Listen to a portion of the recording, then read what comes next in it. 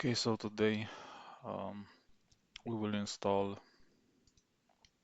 Citrix Xen Server hotfixes uh, from a remote machine. So think of it as a, I don't know, deployment server or anything you want. If you have a big environment and you have, I don't know, 100 pools or 50 pools, uh, it's easier to have a central point of deploying commands and configurations. And I tried to do this um, for installing Xen server updates. So my pool, my current configuration is the first release of 8 to C1, so it has no updates. And I want to install a few updates, but I want to install them via command line and through a script. Some of them will require a restart, but uh, you will see that they will all install without affecting even if I have powered on VMs. I do not recommend you to do this with powered on VMs, but I just want to see for myself how this behaves because this is my home lab. So if it crashes, it crashes. But I'm also connected to one of the one of the VMs.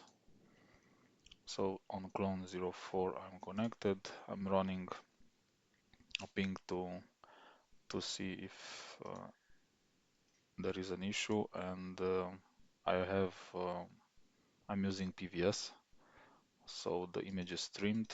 So if there are any issues, we should see something freeze or something like that. Okay, let's start. First, let me bring up the pool. So, and then let's go to the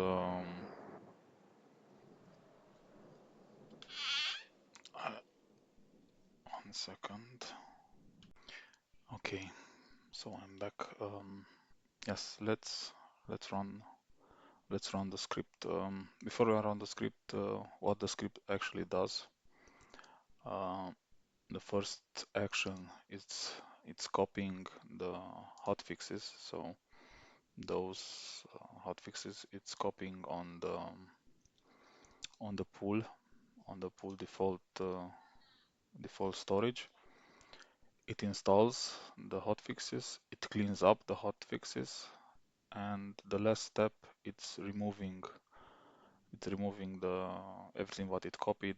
It's removing from the server. Um, so this is the folder from the deployment server. It's a CentOS Windows, and let's connect also to the pool master. I believe it's this one. It's root. No, password. Oh wait, I have the password. Okay, and it will the script will create here a directory, copy the hotfix ISO files, install them, and then remove them. Okay, so let's see how this goes.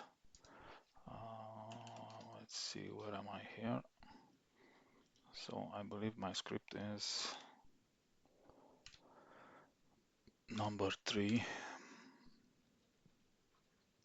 Okay, let's run it. It's asking us for the password of the pool master.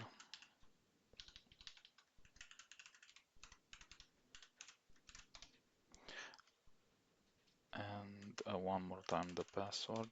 I need to fix this. It's asked me 2 times, but nevertheless it should work. So it copied the files and it's starting the installation. If we go here and refresh, we have the folder, we have the same the same files, and if we go on the Xen server,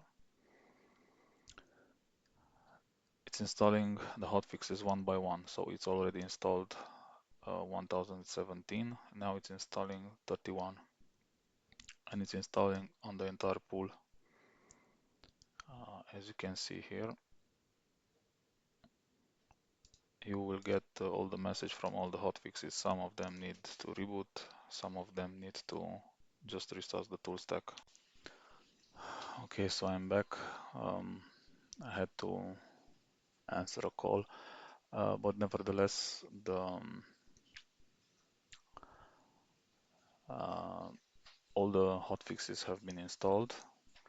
The cleanup has been done on the Xen server side, and also if we go on the same folder, we will see that it cleaned up. Just the folder remains, but this is not an issue. So the only thing, you also have a log with everything what happened. The only thing that you need to install additionally on the CentOS, on the Linux VM, is the SSH pass. So this is required by the script. So I'll paste here. So this is how you install it. I already installed it, but nevertheless, if you don't have it installed, you need to install it.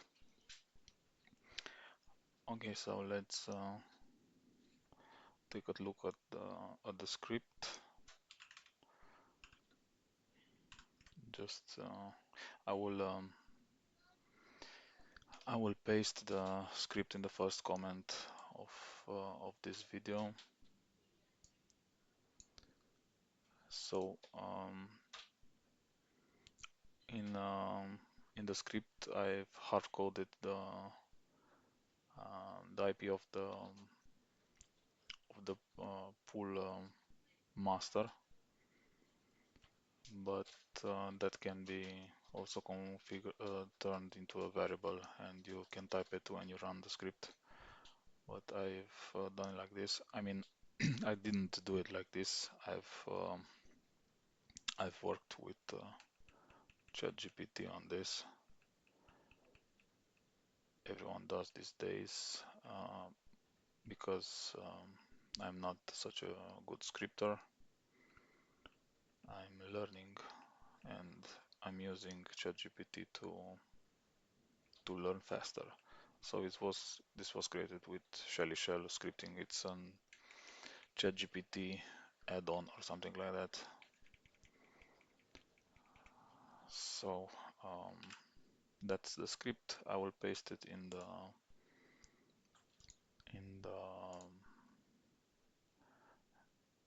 the first comment, and yeah, the VM, it's still online.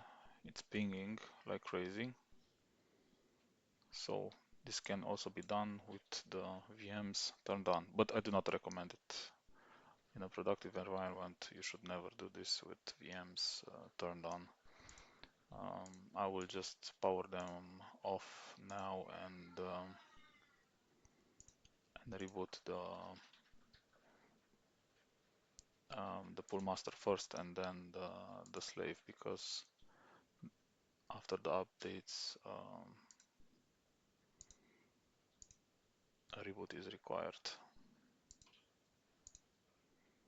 Okay, thank you for watching.